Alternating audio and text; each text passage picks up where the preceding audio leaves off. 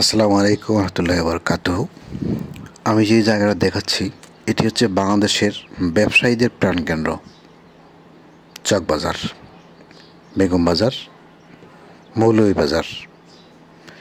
এই এলাকায় মূলত যারা ব্যবসা করেন বা ব্যবসায়ীদের পণ্য খুঁজেন, আপনি কসমেটিক্স, মশলা, গহনা থেকে শুরু করে মূলত পাইকারি যদি কোনো পণ্য খুঁজে থাকেন তাহলে বলবো আপনি এই চকবাজারে আসুন।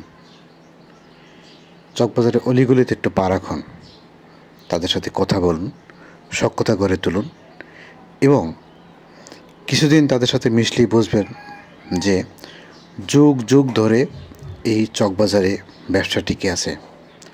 হাজার হাজার কোটি টাকার ব্যবসা। ছোট ছোট দোকান, তার প্রত্যেক দোকানের জন্যই গোডাউন রাখা আছে আশপাশেই, সেখান থেকে এনে মূলত তারা এই প্রোডাক্টগুলো দিয়ে থাকে।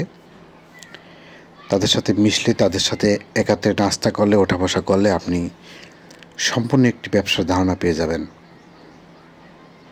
ব্যবসায়ীদের সাথে মিশলেই মূলত ব্যবসার পরিকল্পনাগুলো, ব্যবসার উৎস, কোন প্রোডাক্টে বেশি হয় লাভ, আবার কোন প্রোডাক্টের লাভ কম হয়, সবগুলোই মূলত জানা যায় এই চকবাজার এলে।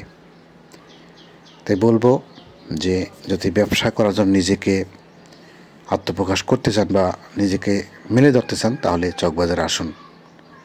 প্রতিদিন সকালে এসে নাস্তা করুন, দুপুরে তাদের সাথে আড্ডা দিন এবং আপনার পণ্যের সোর্সের সন্ধান করুন। ছোট্ট একটি প্রোডাক্ট নিয়ে হলেও ব্যবসায় নেমে পড়ুন। আল্লাহ হাফেজ।